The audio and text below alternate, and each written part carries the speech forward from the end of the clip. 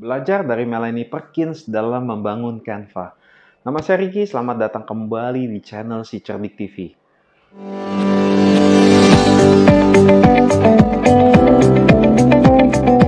Saya ucapkan terima kasih bagi Anda yang tetap setia pada channel ini dan jangan lupa subscribe-nya.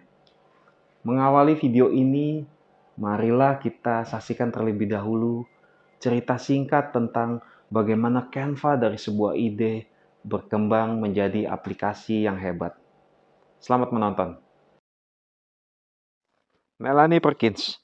Saat ini ia berumur 35 tahun, seorang entrepreneur teknologi di Australia. Ia menjabat sebagai CEO sekaligus co-founder dari Canva. Pertanyaan awal pada cerita singkat saya ini adalah, sudahkah Anda mencoba aplikasi ini?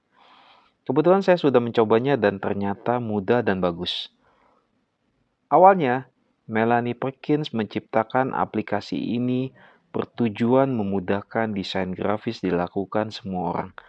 Bahkan bisa dikatakan bahwa Canva menjadi populer karena lebih ramah bagi orang dalam mengembangkan kreativitasnya. Sehingga jutaan orang dapat membuat logo atau produk desain grafis lainnya dengan mudah.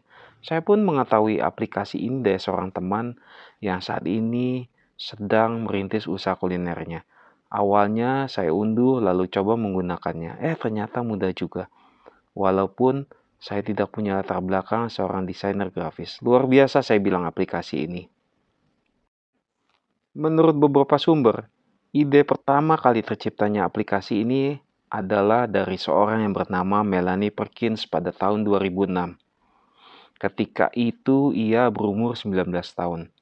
Ia seorang pengajar desain grafis di University of Perth, Australia, di mana sebelumnya ia merupakan mahasiswa di University of Western Australia. Ia mengambil jurusan komunikasi, psikologi, dan perdagangan di sana.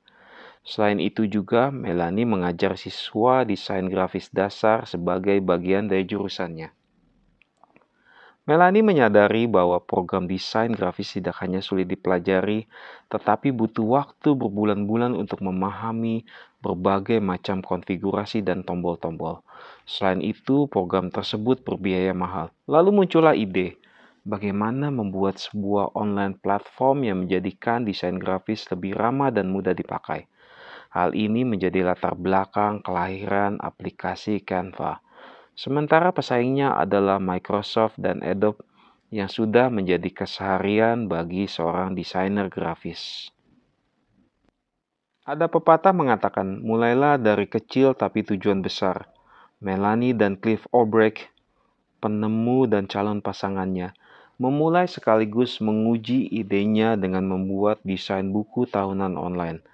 Platform tersebut dikenal dengan nama Fusion Books, yang memungkinkan siswa mendesain buku tahunan sekolah mereka sendiri dengan menggunakan alat drag and drop yang menampilkan berbagai template desain. Buku tahunan tersebut bisa dicetak dan dikirim ke seluruh Australia. Inilah langkah pertama mereka untuk mengembangkan ide tersebut menjadi sebuah bisnis, sekaligus mewujudkan mimpi untuk menciptakan platform yang sepenuhnya terintegrasi untuk seorang desainer. Bukti konsep ini berhasil ketika Canva yang dulunya adalah bernama Fusion Books bisa membantu membuat brosur dan aset digital bagi agen salah satu perusahaan real estate di sana. Karena awalnya pekerjaan ini sangat menyulitkan dan memakan waktu tim pemasaran perusahaan real estate tersebut. Untuk ruang kerja pertama kalinya, Melanie dan Cliff memulai Canva tidak menggunakan layaknya ruangan kantor, tetapi mereka menggunakan ruangan tamu di rumah Melanie. Perjalanan Canva dalam mengembangkan idenya adalah tidak mudah. Penolakan demi penolakan adalah hal yang biasa, apalagi ketika ia berusaha mendapatkan modal dari investor-investor Amerika. Karena bagi investor Amerika jarak Australia begitu jauh dan terlalu beresiko. Tetapi Melanie tidak menyerah. Dia terus bertahan selama 3 tahun, sampai suatu saat di tahun 2010, Melanie mendapatkan kesempatan bertemu dengan seseorang yang bernama Bill Tai. Ia adalah seorang investor Silicon Valley. Bill mengundang Melanie untuk bertemunya di San Francisco. Beberapa jam setelah presentasi Melanie, Bill tampak terkesan dengan Canva, di mana Walau Bill tidak berinvestasi di Canva, tetapi ia telah menolong Canva untuk menghubungkan dengan orang-orang yang bisa menjadi investor. Namun tugas itu lebih mudah diucapkan daripada dilakukan, karena tidak mudah untuk mendapatkan modal pendanaan melalui para investor. Ia mengandaikan seperti masuk rumah. Ketika kaki Anda mulai melewati sebuah pintu rumah, walaupun hanya sedikit, Anda harus membawa seluruh badan Anda masuk ke dalam rumah, jadi harus total berfokus. Kemudian ada peribahasa mengatakan pucuk dicinta ulam tiba. Selama perjalanan yang begitu melelahkan dan panjang, akhirnya Canva mendapatkan perhatian banyak investor. Melanie boleh bangga hal ini berkat networking sekaligus skill pendekatan dan komunikasinya. Agar investasi bisa segera masuk, Melanie harus membuat sebuah tim yang kuat agar mimpi Canva dapat segera terwujud. Akhirnya di tahun 2012, dengan bantuan advisor teknologi dan sekaligus penemu Google Maps, Lars Rasmussen, Melanie dikenalkan kepada dua orang, yaitu Cameron Adams sebagai teknologi co-founder dan Dave Herndon sebagai teknologi developer. Dua orang ini membantu dalam pengembangan platform Canva. Sebulan kemudian, sebelum batas waktu penutupan pendanaan modal mereka ditutup, Canva telah mendapatkan kelebihan permintaan. Salah satunya adalah dari pemerintah Australia sendiri senilai $1,5 juta. Wow sekali bukan? Saat ini Canva telah menolong hampir 2 miliar produk desain di 190 negara. Sekaligus didukung oleh selebriti-selebriti seperti Owen Wilson dan Woody Harrelson. Di bulan Oktober 2019, pendanaan sekitar $85 juta yang dipimpin oleh investor Silicon Valley, yaitu Mary Meeker's Bonds Capital, menambahkan valuasi perusahaan sebesar $3,2 miliar. Menurut Australian Financial Review, Melanie saat ini berada di peringkat 17 dalam Young Rich List di tahun 2018 yang menyoroti orang-orang muda terkaya di negara tersebut. Melanie juga diperkirakan memiliki kekayaan sebesar $177 juta. Setelah valuasi perusahaan yang meningkat menjadi sekitar $40 miliar, Melanie dan timnya memberikan sumbangan sebesar 30% saham bisnis tersebut kepada badan amal yang bertujuan menghilangkan kemiskinan, kalau dinilai jumlahnya setara dengan $12 miliar US. Jadi, pelajaran apa yang bisa kita ambil dari cerita tadi? Yang pertama adalah soal kegigihan dan sikap pantang menyerah. Ketika Melanie berusaha untuk mendapatkan modal pendanaan, ia mengatakan bahwa sering sekali terjadi penolakan. Alasan dari para investor menolak adalah soal jarak dari Amerika ke Australia sangat jauh dan dianggap terlalu beresiko. Ingat cerita tadi, ketika akhirnya Melanie mendapatkan bantuan dari seorang yang bernama Bill Tai, seorang investor dari Silicon Valley. Walau Bill tidak secara langsung menjadi investor, tetapi ia membantu mengenalkan Melanie pada investor-investor di sana. Layaknya seperti membangun sebuah usaha, katakan Anda sedang membangun toko retail. Anda harus bersabar dan tekun dalam menjalankannya. Mungkin susah pada awalnya, tetapi seiring berjalannya waktu, ketika Anda tetap konsisten, pelanggan akan lama-kelamaan bertambah. Selanjutnya, pelajaran kedua yang dapat kita ambil adalah dengarkanlah suara konsumen, karena di situ ada kebutuhan, ada peluang, ada kesempatan yang dapat menghasilkan sesuatu.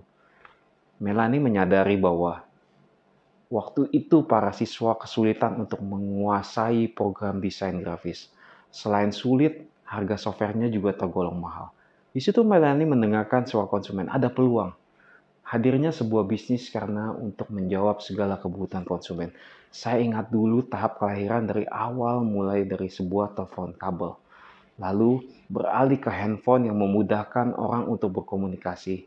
Kemudian muncullah smartphone yang selain bisa berkomunikasi, tetapi bisa juga untuk memberikan informasi lainnya seperti hiburan, pembayaran, dan lain sebagainya. Jadi setiap proses pasti ada peluang. Poin pelajaran ketiga adalah soal arti pentingnya tim dan kerjasama. Ketika Melanie dan Cliff berhasil merekrut Cameron Adams menjadi tech co-founder dan Dave Herndon sebagai tech developer, Sama seperti para pemilik bisnis yang berhasil membangun timnya, berisikan orang-orang yang lebih pintar dari dia. Peran pemilik bisnis harus mengatur agar tim ini dapat terus melakukan aktivitas bisnis berjalan dan berkembang dengan baik. Lalu, poin pelajaran yang keempat adalah implementasi value atau nilai Anda di dalam bisnis. Melanie dan Cliff memiliki value yang kuat dan mereka memastikan nilai-nilai tersebut terwakili dalam misi Canva.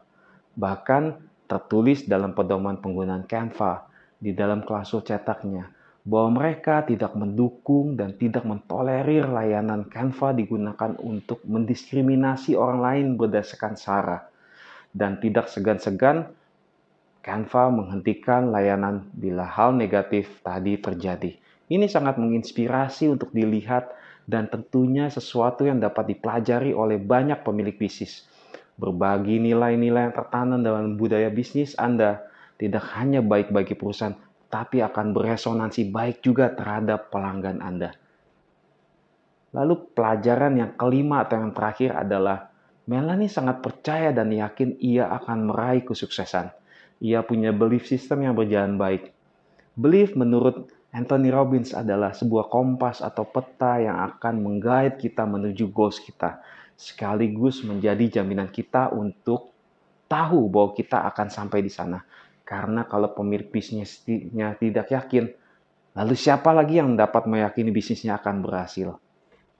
Semoga pelajaran dari cerita Canva tadi memberikan kita semua inspirasi, memberikan kita motivasi bagaimana seorang pemilik bisnis dalam menurunkan ide sekaligus mewujudkannya dalam aksi sehingga perusahaannya dapat berhasil.